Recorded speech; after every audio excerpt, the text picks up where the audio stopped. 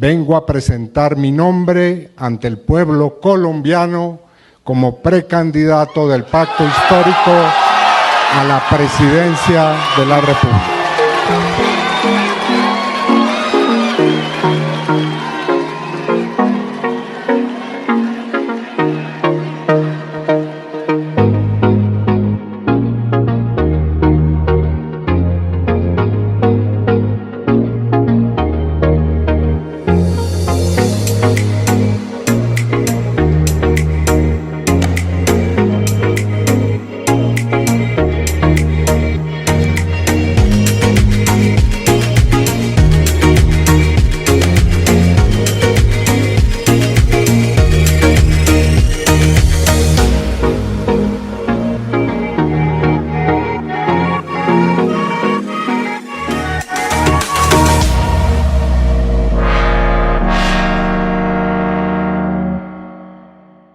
¿Qué hubo, gente?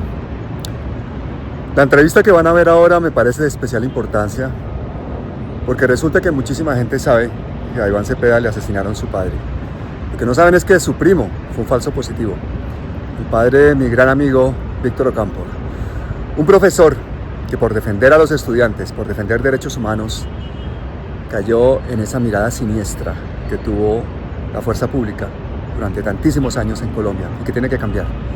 Yo los invito a que vean esto con el corazón, que entiendan la dimensión de que las víctimas de la violencia, las víctimas de los crímenes de Estado pasan a ser un sujeto político de primer orden, importantísimo, esencial en la política colombiana con la presencia de Iván Cepeda. Así que ahí los dejo. Gracias a todos.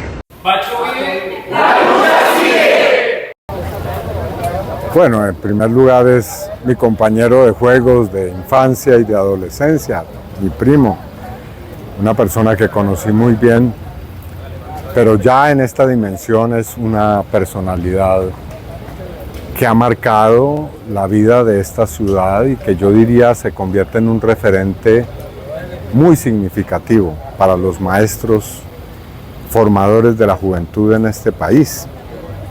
Él trabajó incansablemente en esta institución en la que estoy ahora para que los jóvenes de este colegio no se enfrentaran con los jóvenes del otro colegio que queda tal vez en la calle de enfrente.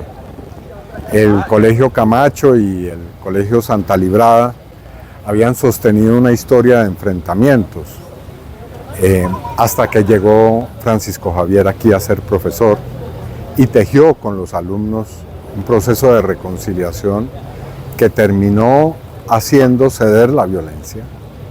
Y hoy escuchamos muchos testimonios de exalumnos de este colegio, que son sus alumnos todavía, que testimoniaron cuán hondo fue y cuán hondo caló en su personalidad y en lo que son hoy el legado de Francisco Javier. Y eso me hace sentir muy orgulloso, pero al mismo tiempo muy consciente de la importancia del trabajo por la paz, la reconciliación, que tiene en una persona tan cercana un referente para mí muy importante.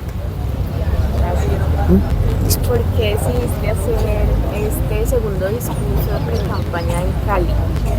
Bueno, porque yo he comenzado por el sur del país y por la costa pacífica. ¿Por qué? Porque la historia de los movimientos sociales en Nariño, en el Valle y en Cali tiene un significado especial. Cali fue en la resistencia y en el estallido social del año 2021 un referente de todo el país y yo diría del continente. Aquí se quiso hacer un laboratorio para exterminar a la juventud, para golpear con la mayor violencia una protesta social que se fue traduciendo en una organización social que tenía toda la razón de ser en los barrios populares. Y los jóvenes se convirtieron en el símbolo de la esperanza en esta ciudad. Y por eso creo que es correcto venir aquí a dar mi segundo discurso que voy a pronunciar el día de mañana en una de las universidades de la ciudad. Muchas gracias. Bueno, pues Lo último en Noticias Caracol. 7 de la noche, 13 minutos. Mucha atención. 11 policías fueron capturados en 3 regiones del país. Están señalados de la muerte de un docente y la alteración de la escena del crimen. En un confuso hecho, un procedimiento policial, fue asesinado Francisco Javier Ocampo Cepeda, primo del senador Iván Cepeda, de 51 años, docente de un colegio de la ciudad de Cali. Dicen los policías que le encontraron un arma 9 milímetros y al parecer propaganda de los rastrojos, situación que fue desmentida por la familia. Era justamente en este parque donde se encontraba el profesor Francisco Ocampo trotando como era habitual en horas de la madrugada. Lo extraño es que su cuerpo apareció solo horas más tarde. Su familia y sus amigos siempre rechazaron las versiones entregadas por la Policía Metropolitana. ¿Cómo iba a cargar un arma de fuego, por lo menos, si no toleraba ni siquiera un arma blanca entre todas las personas que acudían al seminario de paz? A Pacho lo asesinaron 2 veces, ¿no? Primero su cuerpo a través de los disparos y después su memoria, ¿no? Porque lo que hicieron con él fue intentar encochinar la historia de vida de un hombre que fue totalmente ejemplar. El abogado de la familia, Ocampo Velasco, aseguró que luego de este asesinato, los hijos y la esposa de Francisco tuvieron que salir del país tras sufrir amenazas y persecuciones.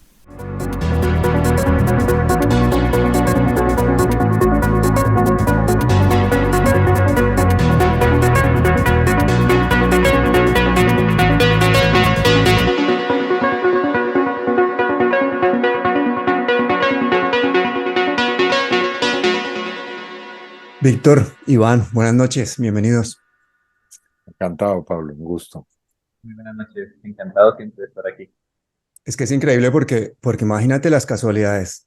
Víctor, sobrino tuyo, colaborador mío, yo no me he enterado hasta hace poco. Y además he ido descubriendo un personaje tan valioso, este joven abogado que nos ha ayudado en palabras mayores en tantos programas. Es una caja de sorpresas. No termino de creerme la suerte que tenemos de tenerlo con nosotros. Y qué gusto verte, Iván, ¿no? Es un orgullo de nuestra familia. Es, como bien lo has descrito, un joven muy talentoso, es ahora ya graduado como abogado, una persona que ha vivido una vida luchada y difícil, pero que es realmente pues un ejemplo en muchos sentidos. Y bueno, pues me alegra mucho estar aquí para que hablemos de Francisco Javier. Víctor, me gustaría que nos contaras y que le contaras a Colombia quién fue Francisco Javier Ocampo Cepeda. Bueno, Francisco Javier Ocampo Cepeda, en esencia, fue un humanista, un defensor de derechos humanos, un pedagogo, una persona convencida de que la paz, el diálogo y la educación iban a ser los motores de la transformación del país. Siempre creyó que a los jóvenes había que darles las herramientas necesarias para que comprendieran su realidad. Había que acercarse a ellos, no para entregarles una serie de conocimientos, sino para comprender quiénes eran. Él era un pedagogo en el sentido de la palabra.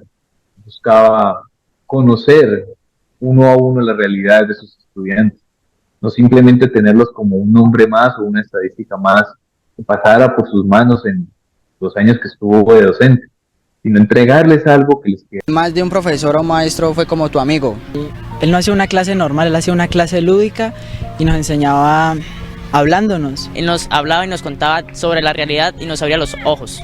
Nos mostraba la verdadera cara de la vida. Pacho se destacó por ser un gran académico y por su trabajo para sacar a los jóvenes de la violencia y la drogadicción.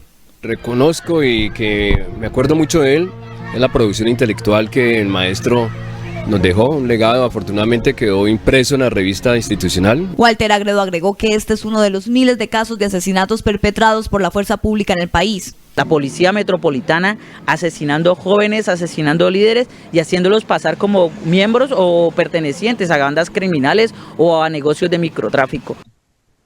Él enseñaba en el colegio Camacho, en la ciudad de Cali y en la Universidad Católica, aunque también enseñó en diversas partes. Él enseñó en el Colegio Hispanoamericano de Cali, en el San Luis Gonzaga, enseñó en el Colegio La Corder, e incluso, si no estoy mal, creo que una vez tuvo una cátedra en la Universidad del Valle, pero fue por algo muy corto.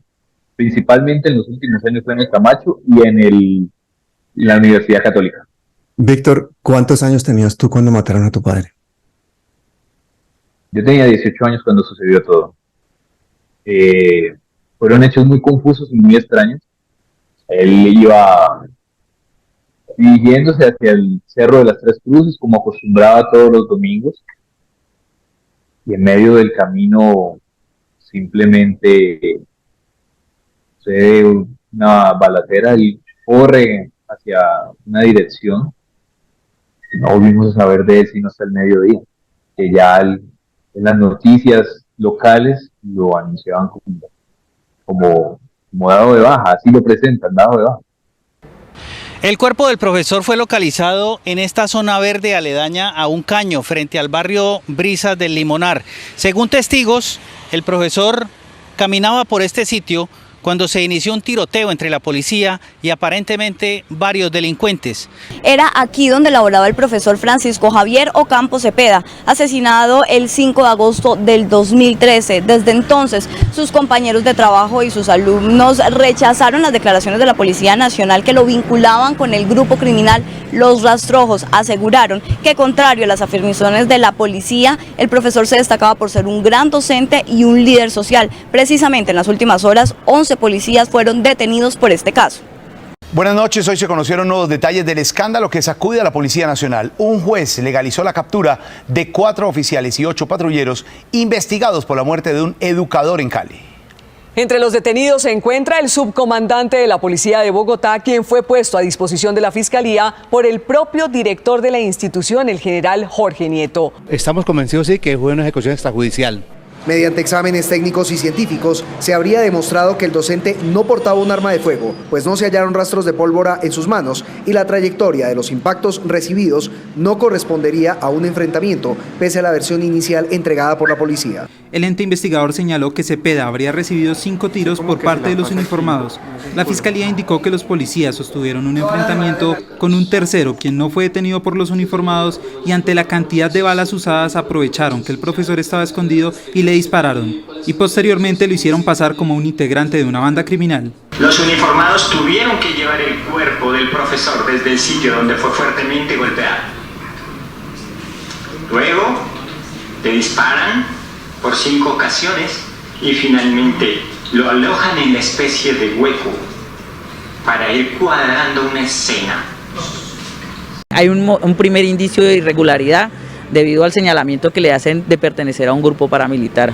La segunda parte, digamos, de la irregularidad y de la gravedad de los hechos es la alteración de la escena misma del crimen, ¿no? O sea, cómo el profesor a partir de cierto momento de ese día desaparece y luego posteriormente es encontrado muerto en otro lugar muy diferente, digamos, al lugar donde suceden los hechos.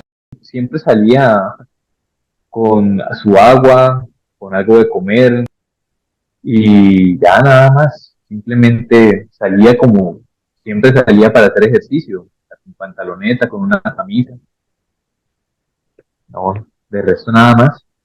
La versión de la policía de Cali sobre la muerte del profesor Francisco Javier Ocampo es increíble para sus alumnos, sus colegas y el arzobispo de Cali. Diana Salinas. Silvia, el general Castañeda presentó al profesor como integrante de los Rastrojos y Monseñor respondió que el país tiene que romper con indicios de falsos positivos. El problema de la mayoría de nuestros estudiantes es que... El domingo pasado fueron asesinados el profesor Francisco Javier Ocampo y un agente de policía de Cuadrantes en el barrio Brisas del Limonar en Cali. Estas fueron las versiones oficiales del general Castañeda, comandante de la Policía Metropolitana. El delincuente que murió se le encontró no solo una pistola 9 milímetros, sino también un maletín con algunos elementos, entre ellos llama la atención unos panfletos, parece que era de parte de los Rastrojos. Sin embargo, con el paso de las horas se supo que la persona a la que se refería el general Castañeda era, además de profesor, un defensor de derechos humanos. El arzobispo de Cali fue contundente en su opinión. El país tiene que romper absolutamente con cualquier indicio de falsos positivos. Y si estamos hablando de un fuero militar, esto tiene que ser también un caso que nos ayude a entender muy claramente cómo es que va a actuar la justicia colombiana. De acuerdo con versiones familiares, el profesor Ocampo salía, como era su costumbre, los domingos a trotar en la madrugada. Ocampo iba con su hijo y un amigo, ambos de 18 años. En esta zona aparecieron unos supuestos asaltantes y en su momento los 3 deportistas corrieron hacia distintos sitios para evitar a los ladrones. Los jóvenes escucharon un tiroteo y después, cuando buscaron al profesor, no encontraron su rastro. Hasta cuando la policía anunció 8 horas después que había encontrado el cuerpo de un señor y el de un policía. La comunidad académica no cree la versión oficial. Él estaba haciendo deporte como lo hacía todos los domingos y de un momento a otro pues él desaparece y en horas de la tarde del día domingo lo entregan a la morgue. Yo diría que la mejor relación es compararlo con Jaime Garzón.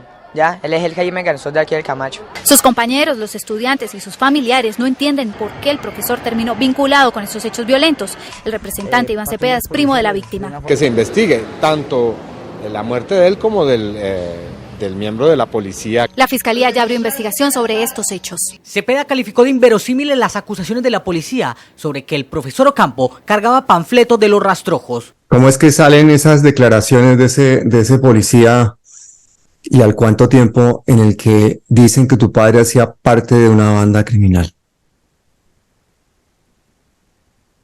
Las declaraciones salen en el mismo momento en que las presenta de esa forma. Al mediodía en un noticiero local presenta los hechos como un combate en el cual se dio de baja a un criminal de los rastrojos. Y empieza toda una reacción contraria de todas las organizaciones sociales, de los estudiantes, de sus allegados, que obligan a que se retracten en esas declaraciones. Eso es lo que logra que se retracten en la forma como estaban presentando originalmente la noticia. ¿Pero hubo más heridos? No. ¿Hubo otra gente involucrada en eso? Hasta donde tengo entendido, la noticia la presentan como dado de baja a Francisco Javier Ocampo Cepeda en un combate.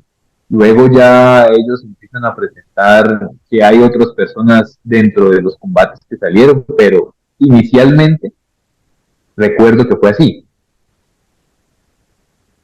¿Y cómo va esa investigación hasta el día de hoy? No, la investigación al día de hoy sigue avanzando, la fiscalía lleva el caso. Eso es una pelea a largo plazo, muy largo plazo, precisamente por los poderes que hay detrás y por las condiciones que tenemos. La investigación aún, pues no me es sencillo hablar de ello porque implica rememorar todo lo que le hicieron a mi padre. Hay señales en los cuales él realmente le dispararon en su cuerpo y no es los informes que se presentan son una cosa que no crees que sean capaces de hacerle algo así a un ser humano. Es una cosa que tú dices, no es posible que una persona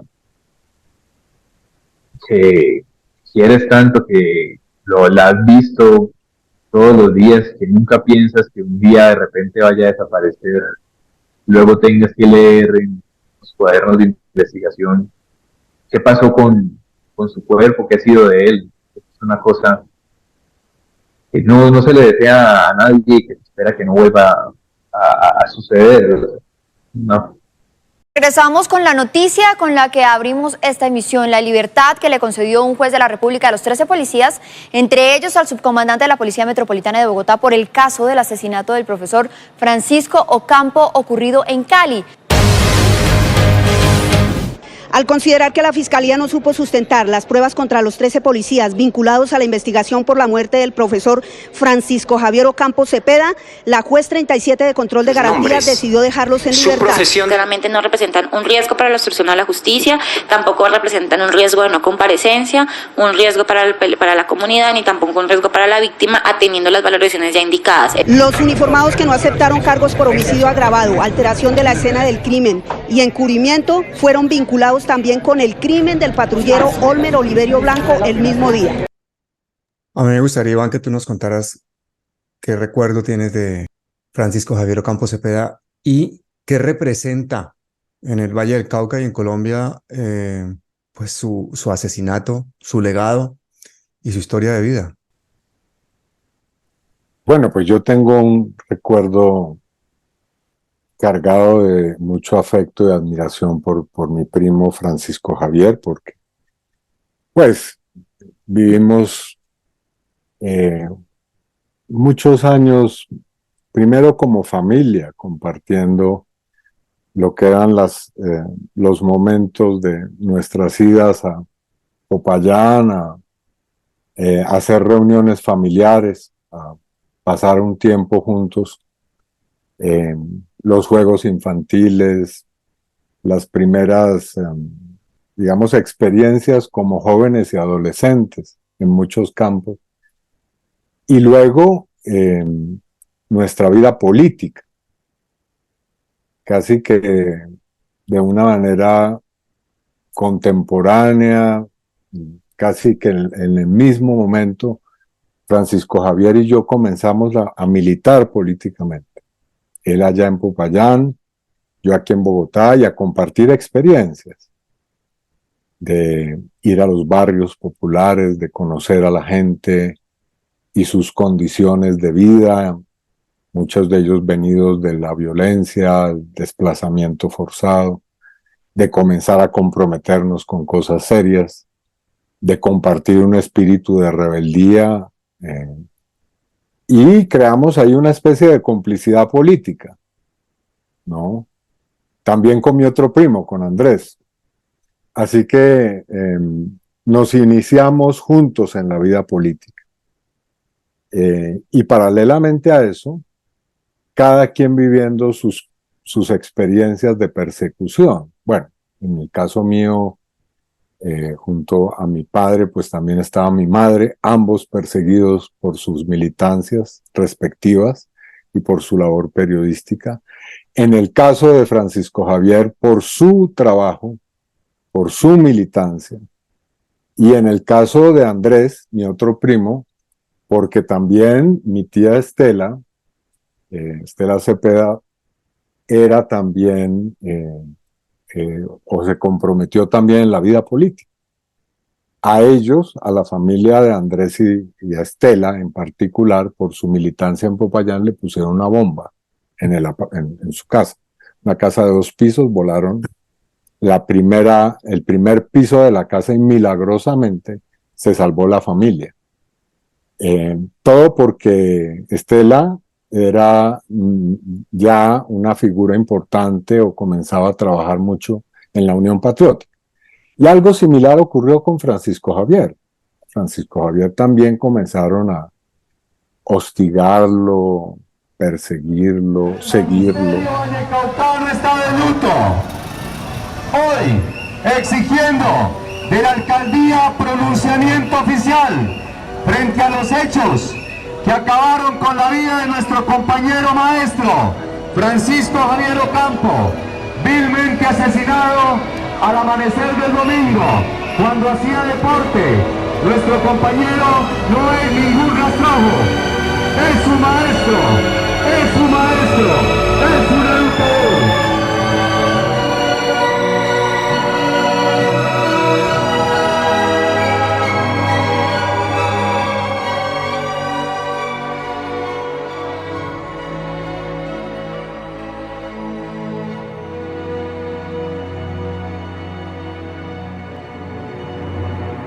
Pero eso nos forjó a él, a mí, a nuestra familia en general. Y en eso digamos que jugó un rol especial mi padre, ¿no? Quien pues obviamente no solamente fue perseguido, sino al final fue asesinado, como ocurrió también con Francisco Javier.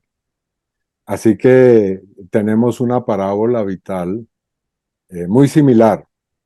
Y hemos compartido muchos momentos y ahora pues los comparto con Víctor, ¿no? Así que esa es una historia que tiene muchos momentos de muchas alegrías, de muchas satisfacciones, momentos muy difíciles, como el día en que mataron a Francisco Javier, la policía, y pues también el asesinato de mi padre, pero ahora estamos con Víctor, compartiendo otro proceso que es el de construir en estas nuevas circunstancias el primer gobierno, digamos, progresista, de izquierda, que quiere un cambio en el país. El problema de la mayoría de nuestros estudiantes es que son personas que de alguna manera no tienen cómo ingresar al sistema masivo pagando y por lo tanto se ven obligados en muchas ocasiones a irrumpir al sistema. Obviamente que en ese momento el sistema no los acepta y hace una especie de repulsión por medio de la fuerza pública que defiende intereses que ni siquiera son intereses del pueblo, sino que son intereses de unos cuantos particulares. Eso convierte entonces en un momento determinado las estaciones del MIO en campos en escenarios de batalla, en donde los estudiantes son golpeados sistemáticamente por la fuerza pública, en donde los elementos de la fuerza pública, que son en la mayoría de los casos jóvenes casi de la misma edad que nuestros estudiantes, son usados en forma inadecuada por el mismo sistema para reprimir y para golpear de una manera brutal y salvaje e incluso asumir actitudes ilegales, ya que en muchas ocasiones hemos observado que los auxiliares bachilleres y algunos policiales se quitan las insignias para provocar a los estudiantes y golpearlos, y cuando los reducen y los conducen siguen golpeándolos y les siguen echando gas pimienta y hasta los esposan y los tiran a las patrullas policiales de una forma tal que los tratan como si fueran bestias salvajes y no seres humanos. Ese 4 de agosto del 2013, tu padre sale a trotar, sale al parque. Era un profesor muy querido por sus alumnos. Era un mensajero de paz, un pedagogo empeñado en construir una Colombia mejor. ¿Qué fuerzas oscuras son las que llevan a su asesinato?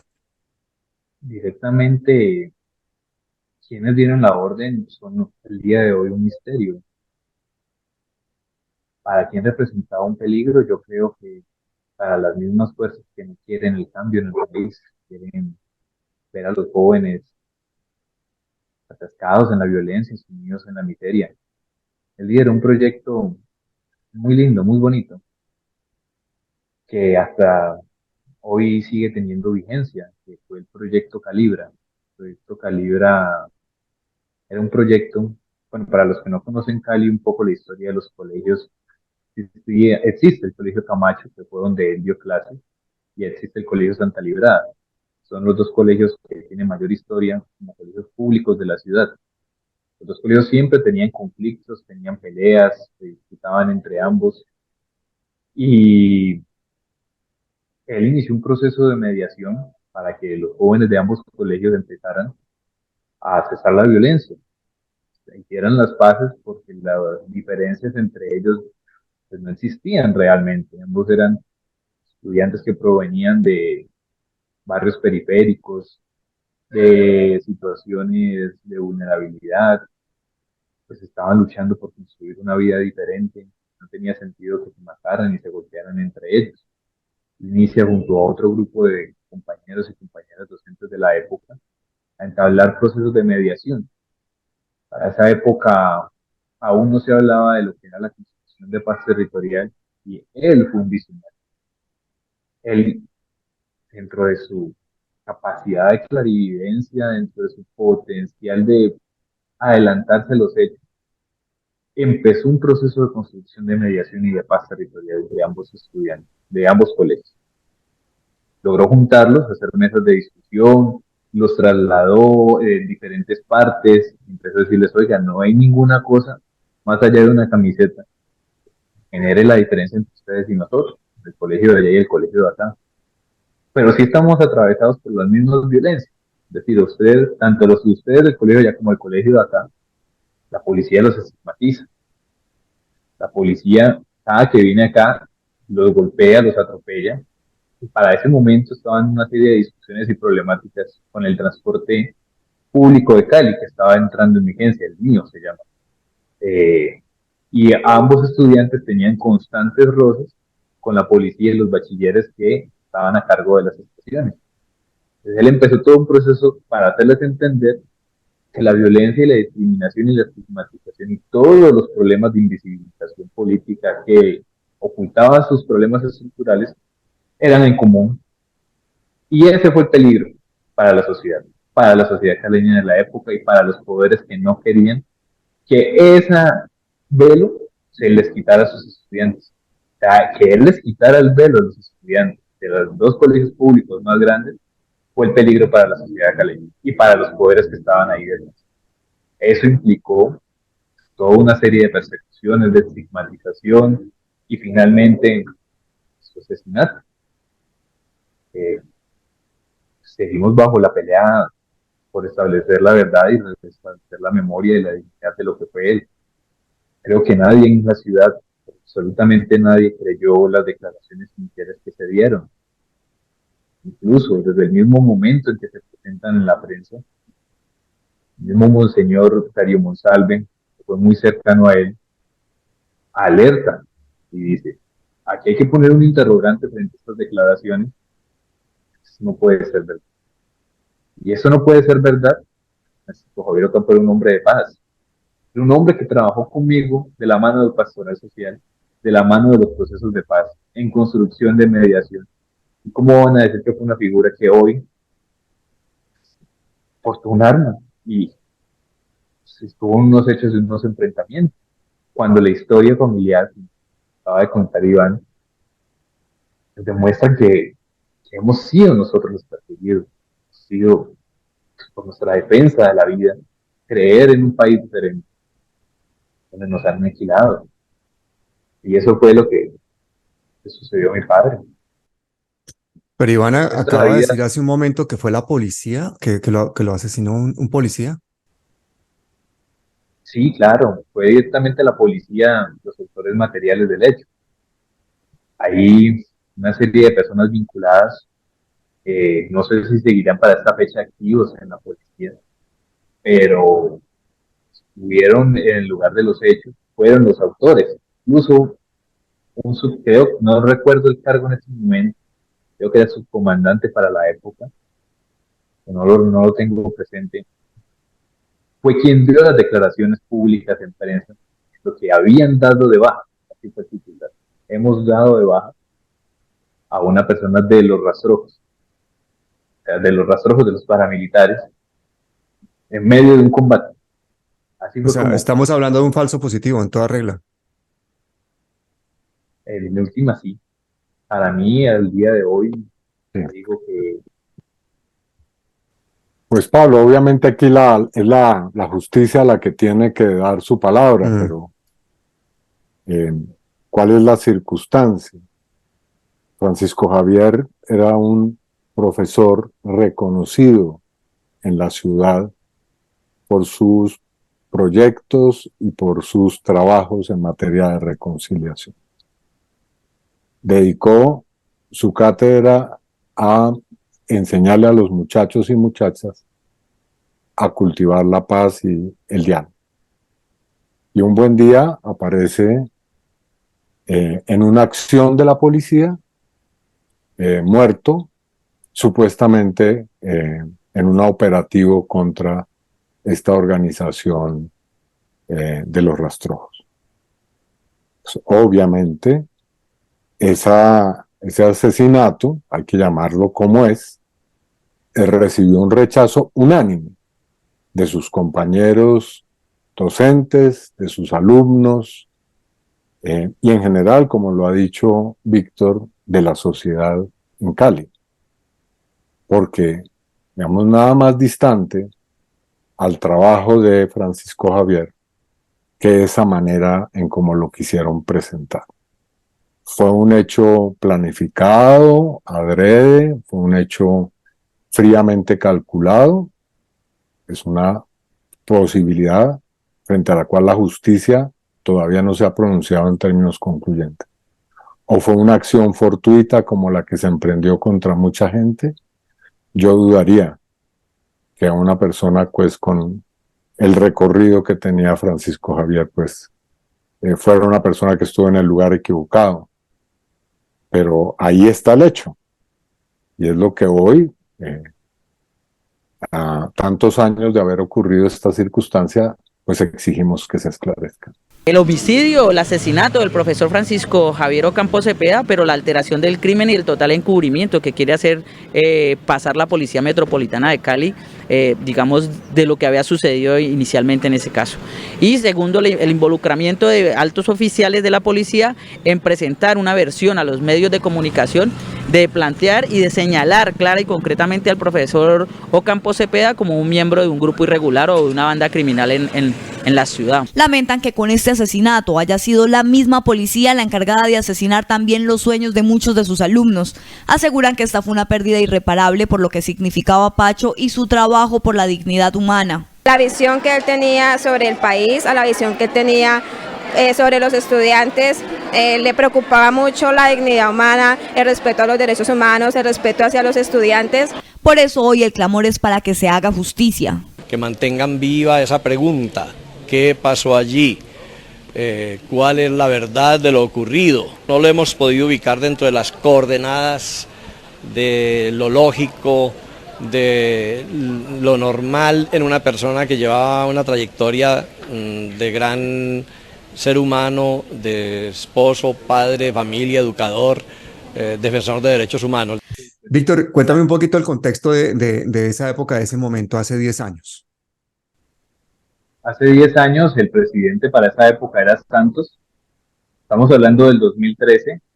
En el 2013 apenas estaban anunciándose la terminación de los diálogos exploratorios de la negociación con las FARC, y el país pues acababa de pensar o pensaba que dejábamos atrás un pasado de persecución sistemática contra los líderes sociales y los defensores de derechos humanos, y íbamos a entrar en un proceso de garantías mínimas para la vida de quienes defendían la vida. Y fue en el marco de, incluso me acuerdo que estábamos a pocos días del inicio del paro agrario. Sí, me acuerdo que era a pocos días del inicio del paro agrario. Y en todo ese ambiente en el cual pues, las organizaciones sociales de las cuales íbamos parte, que buscaban precisamente la solución negociada y una salida pacífica a un conflicto armado, como lo plantea la Paz Total y lo ha planteado toda salida de la negociación como bandera de lucha, que ha sido la que hemos creído, suceden estos hechos. Es bajo ese contexto y ese panorama, a la expectativa de un cambio de la generación de condiciones para la proyección de un trabajo en derechos humanos independientes. Sucede este tipo de hechos. Como mi familia recibe el final del primer gobierno de Santos y el anuncio de lo que vendría a ser después, pues todo lo que se viene en materia de generación de un intento de acercamiento para la defensa de los líderes sociales y defensores de derechos humanos. Iván, en este marco de la Paz Total, ¿cuál es el papel de las víctimas de todos estos crímenes, de los crímenes de Estado, de las madres de los falsos positivos, de todas esas personas que siguen esperando justicia en Colombia? Yo diría que es el papel principal, el papel central, porque nadie puede hablar con mayor autoridad, con mayor conocimiento de causa, con mayor, digamos, veracidad que quienes han padecido directamente la violencia. En primer lugar, porque muchas veces son quienes conocen a los autores de los crímenes. El gran temor que hay con las víctimas es que las víctimas saben quién es el autor. ¿Por qué? Porque cuando sobreviven, pueden contarlo. O sea que son portadoras de la verdad, porque pueden desenmascarar a los autores de los crímenes y tienen la autoridad para hacerlo. Se demuestra aún más que el gobierno nacional, que la policía, que las fuerzas militares siguen infiltradas con personas que no deben de estar en estos altos cargos. La familia del docente tuvo que irse del país por amenazas de muerte. Ahora tanto los docentes del Valle del Cauca como sus seres queridos esperan que se sepa por qué lo asesinaron. En Cali, Eduardo Manzano, Noticias Caracol. Por eso, a pesar de que siempre el enfrentamiento entre la víctima y el perpetrador es un enfrentamiento asimétrico, regularmente quienes perpetran estos crímenes son muy poderosos, tienen aparatos judiciales, militares, políticos, económicos detrás, y la víctima tiene su palabra solamente. Muchas veces pues realmente, a pesar de que es una lucha entre David y Goliat, por ponerlo de alguna manera, la víctima tiene una fuerza mayor, porque está de su lado la verdad, está de su lado la memoria, está de su lado la autoridad moral. Entonces, por eso es tan importante ese rol. Ahora, en Colombia, el problema que tenemos ya a estas alturas es que después de décadas de violencia y de contar el número de víctimas directas, es decir, a la fecha de hoy tenemos por lo menos el dato de que hay oficialmente reconocido el 20% de la población como víctima directa, cerca de 10 millones o más de 10 millones. ¿Eso qué significa? Significa que no hay un hogar en Colombia. Esto lo digo con toda la certeza. No existe un hogar en Colombia donde no haya un rastro de la violencia. Si las víctimas en cada una de nuestras familias no son directas, por lo menos son víctimas indirectas. Todos hemos padecido la violencia. ¿En qué grado? Eso hay que verlo. Porque hay pueblos, por ejemplo los indígenas, que han sido perseguidos a tal punto que los han exterminado o los están intentando exterminar, o grupos políticos o sociales. Hay otras personas que han sufrido de una manera individual, sectorial, en su grupo, en su entorno social, esta violencia. Pero lo general es que la violencia ha sido omnipresente. Entonces, ese es un problema gigantesco. Es una sociedad que está tocada estructuralmente por la violencia. Y por eso es que cuando el gobierno del presidente Petro y la vicepresidenta Francia Márquez plantean que en el centro de nuestra política de cambio está la paz total, y algunos dicen que eso es demasiado ambicioso, que cómo se nos ocurre plantear que es posible hacer la paz con todo el mundo simultáneamente. Eso a mi modo de ver, esas críticas son un despropósito. ¿Cómo es posible que en una sociedad que lleva tantas décadas de violencia se cuestione siquiera, es decir, se tenga la desfachatez de criticar una política que busca resolver ese problema? Víctor, cuéntanos un poquito la fundación, lo que es la fundación en honor a tu padre, lo que hace y cómo podemos todos colaborar con ella. Bueno, un grupo de amigos durante el estallido social, un grupo de amigos de mi padre y un grupo de familiares, pues en materia de ayudar a todo lo que estaba sucediendo y de ver las situaciones en el suroccidente colombiano, en Cali, en el Cauca, de que no daban abasto las organizaciones de derechos humanos que existían por el alto número de violaciones sistemáticas a los derechos humanos de las personas que se estaban manifestando. Decidimos reivindicar el nombre de mi padre, reivindicar ese legado. Decir, bueno, vamos a construir un proceso organizativo. ¿Y qué más que lleve el nombre de una persona que le ha aportado tanto a la construcción de paz y a la defensa de los derechos humanos, como lo fue, para los que lo conocieron en Cali, le dicen Pacho. Por eso los estudiantes le dicen Pacho Vivo. Le colocaron ese eslogan de la campaña. Y eso es precisamente lo que vamos a reivindicar a partir de ahora.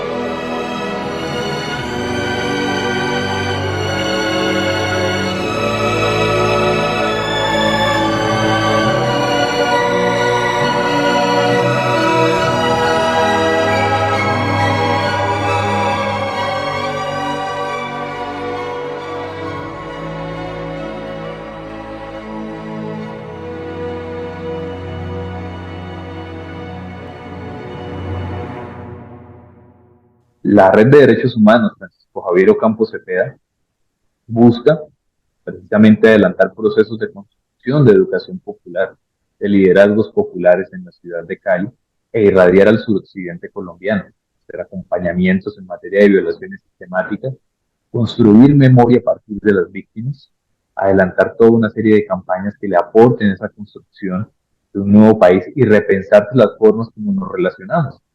Pensar que no solamente la violencia es la única forma de solucionar un conflicto, que es lo que hemos estado acostumbrados históricamente, sino que existen otras maneras de negociación y de discusión para la solución de los problemas. La construcción de la memoria es un proceso político en su esencia, y es un proceso político porque busca romper con esa tradición que trae la sociedad, busca romper con esas historias y esas verdades que se han ido imponiendo, y busca exponer otras narrativas, otras voces que han tenido las personas invisibilizadas, que han sido golpeadas por la violencia, que vienen de esas comunidades que están en el Cauca hacia arriba, están en la periferia del valle, que no han sido escuchadas hasta el día de hoy. Buscamos tensionar a la sociedad, interpelarla, sacudirla, es el relato de las víctimas, el relato de lo que ha sido la violencia, decirles, esto es lo que ha pasado hoy. Colombia, en el suroccidente en particular, el suroccidente colombiano, ha sido foco del conflicto en los últimos 20, 30 años de manera fuerte y constante, y que hoy sigue siendo un poco de escenario de conflicto y que busca transitar hacia otra forma de vivir, de las comunidades puedan desarrollar proyectos basados en sus propias necesidades. Y en eso consiste el desarrollo de la red de derechos humanos que lleva el nombre de mi padre. Y buscamos, a partir del 4 al 11 de agosto, reivindicar una semana por la vida. Semana por la vida, principalmente en materia del homenaje que se le va a hacer a mi padre, pero también a todas aquellas personas, aquellos seres invisibles que apostaron sus vidas, sus sueños, su esperanza, que dieron todo de sí y que sacrificaron a su propia vida, su integridad, para apostarle a este proyecto que hoy tenemos, a una mejor Colombia, a darle la esperanza a las personas de que vivir de otra forma es posible, de que otro país es posible y de que efectivamente la utopía sí se puede realizar. Y ese es el eslogan que padre tenía, o sea, era un soñador de utopías. Creía que la gente en algún punto iba a dejar de matarse y iba a poder hablar para solucionar sus problemas. La construcción de paz a través de la educación. Si las personas lograran adquirir las herramientas necesarias, lograran traducir todo ese conocimiento que tienen de su quehacer diario, que era un educador popular. Es decir, si tuvieran todo lo que conocen, lo logran aplicar en la transformación de sus comunidades y en el desarrollo de las mismas, pues podría ser diferente. Y eso es lo que buscamos con la Semana por la Vida de la Red de Derechos Humanos. Pueden ayudarnos convocando las actividades que realizamos, haciendo algún aporte para el poemario, para la construcción de su página web, para aportar, a sumar y que seamos más personas quienes creamos en este proceso. Siempre se requieren manos para apostar en procesos de construcción, de transformación social. Hoy, si no hay una organización fuerte que permita avanzar en esa construcción de la memoria, de la paz total, vamos a quedarnos cortos porque requerimos del esfuerzo de toda la sociedad para lograrlo. Exigimos verdad, justicia y reparación en el asesinato del docente Francisco Javier Ocampo. Exigimos, exigimos, exigimos.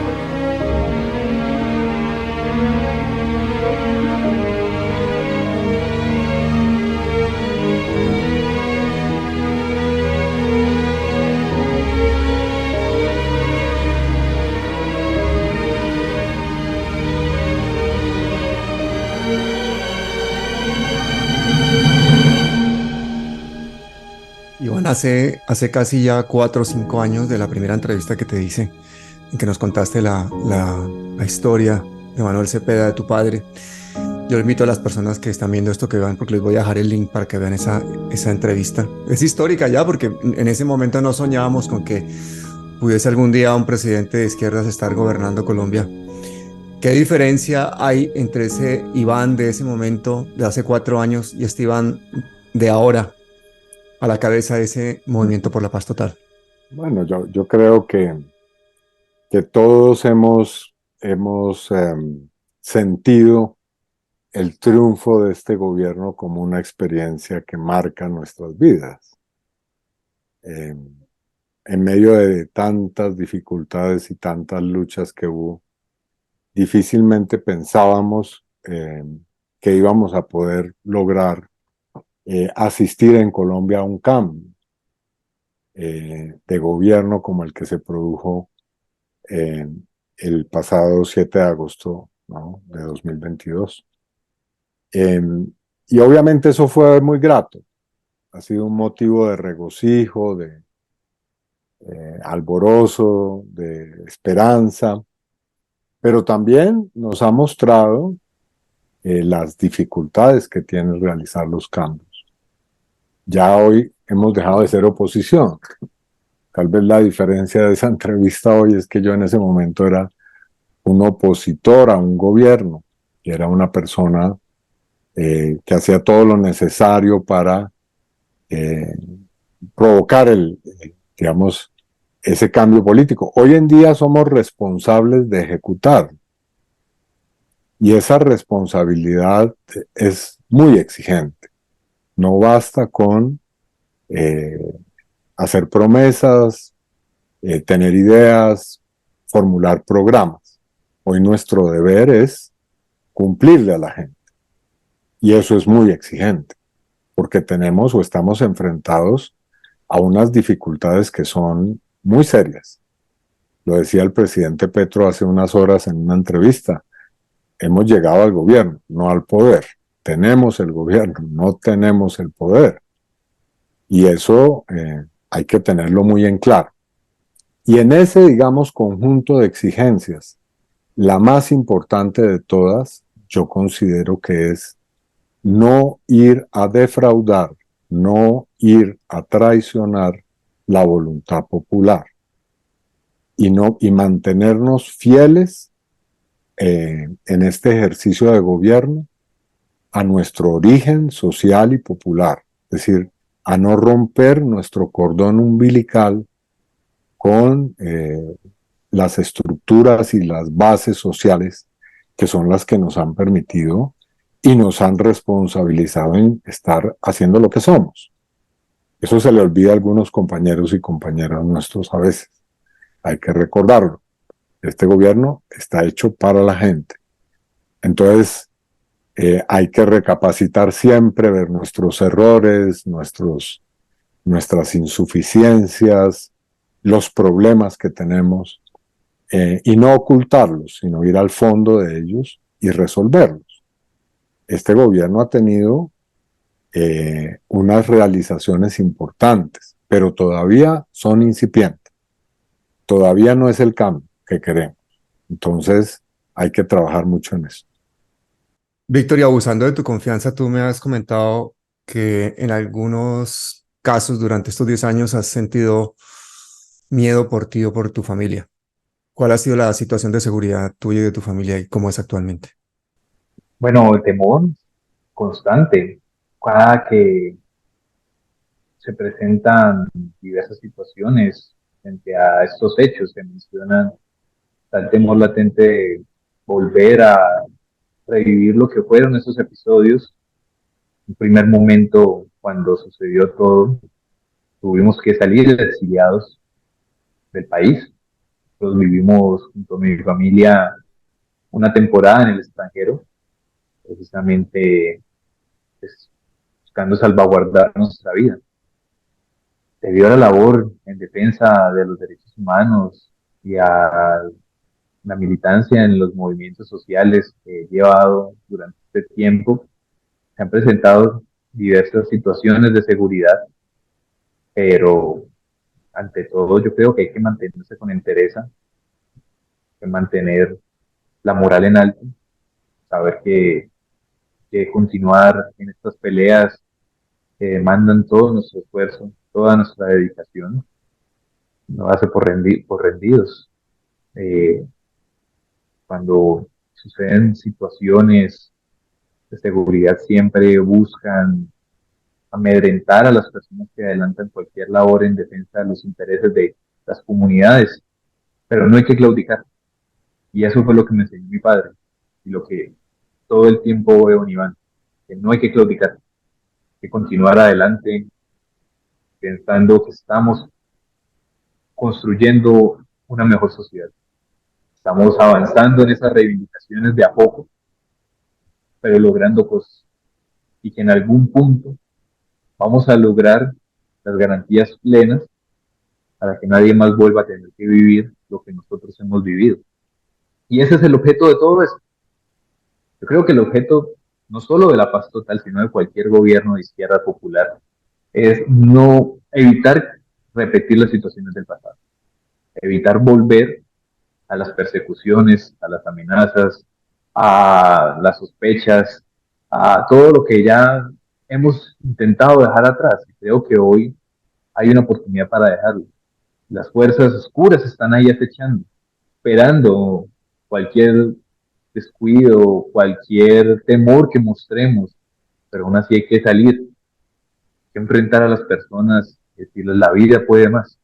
Hoy, la potencia de la vida, lo que encarnamos las víctimas del conflicto, los que llevamos la defensa de los derechos humanos, decirles ante las amenazas de la muerte, nosotros nos oponemos con la vida. Y aquí estamos, no contamos con ejércitos, no contamos con armas, solo con palabras, argumentos y un deseo de transformar las condiciones del país. Es lo que creo que mi padre me enseñó y habría hecho en este punto. Iván, tú que conoces también el país y que has visto cómo el Valle del Cauca ha sido el bastión de la resistencia, donde las protestas sociales fueron increíblemente potentes, crudas y le dieron un ejemplo a todo el país. ¿Crees que esta figura de Francisco Javier Ocampo, la de los pedagogos y los activistas sociales vallecaucanos, es diferente a la del resto del país? ¿Por qué ha sido concretamente el Valle del Cauca un sitio tan potente desde el momento mismo de las protestas y que ha marcado además el presente de Colombia? Sí, yo creo que la labor de personas como Francisco Javier ha permitido el cambio político, ¿no? Por la sencilla razón de que, como lo decía también el presidente Petro, nosotros ganamos las elecciones porque hubo una franja muy importante de los jóvenes que por primera vez pasó de la protesta callejera al voto en las urnas. Eso fue lo que nos dio el triunfo. Y ahí está la impronta de los pedagogos. Ahí está la impronta de quienes han educado a los jóvenes en algo que otras generaciones no tuvimos la posibilidad en Colombia de hacer y de creer, y es que la injusticia no debemos aceptarla pasivamente, no debemos tolerarla, y hay que oponerse a ella. Eso es lo que hicieron los jóvenes en Cali, por una serie de circunstancias sociológicas e históricas. Cali ha sido, y en general el Valle del Cauca y el suroccidente del país, sitios donde ha habido una tradicional resistencia social, popular, ciudadana, a las formas más oprobiosas del poder político y económico. Ahí se han manifestado de una manera especial las luchas contra la discriminación, el racismo, la esclavitud de los seres humanos, la manera en cómo se ha perseguido a los indígenas, a los pueblos afro, en fin. Y creo que en eso los pedagogos, los docentes han jugado un papel muy importante, porque han sabido educar en la historia y en la memoria a los jóvenes, y en cosas como las que hizo Francisco Javier, en buscar la paz, la reconciliación, el diálogo. Entonces, cuando yo fui a Cali durante el estallido social y recorrí los barrios, y estuve en Siloé, y estuve en los puntos de resistencia, me acordé en primer lugar de Francisco Javier, porque veía en esos jóvenes digamos, la herencia de su trabajo. Muchos de ellos tal vez no tuvieron la posibilidad de pasar por una institución educativa, pero muchos otros sí.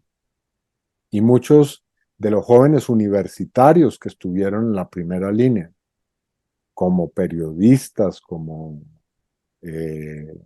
digamos, socorristas, médicos, como personas que estuvieron, como en el caso de Víctor, en su condición de juristas, ayudando a que los muchachos no fueran arbitrariamente detenidos.